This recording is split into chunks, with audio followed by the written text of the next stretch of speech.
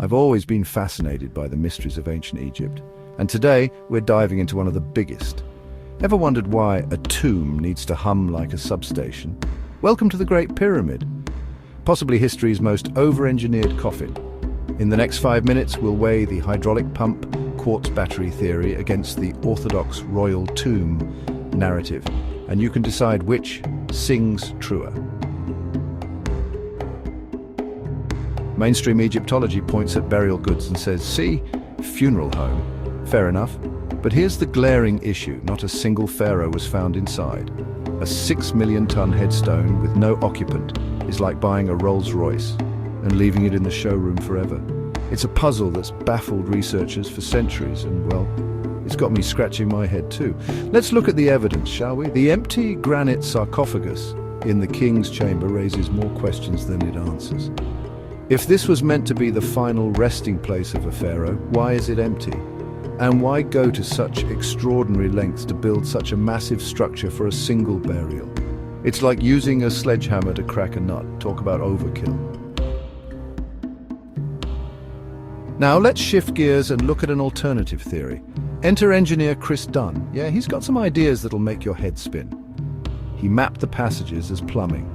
Water in at the base, hydraulic pulses shooting up a steep shaft, identical to modern ram pumps that move water without electricity.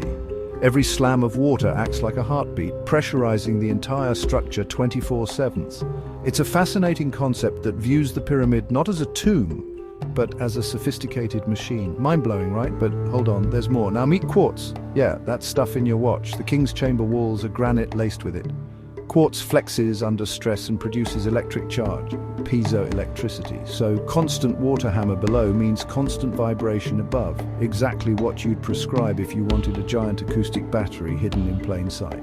It's a theory that connects the dots between the pyramid structure and potential energy generation. Let's dive deeper into the acoustic properties of the pyramid. Strike a granite block, it rings. Multiply that ring by 2.5 million blocks and you've built the world's loudest tuning fork. The implications of this are mind-boggling. Could the ancient Egyptians have been harnessing sound energy on a massive scale? The resonance of the pyramid isn't just a theory, it's something we can measure.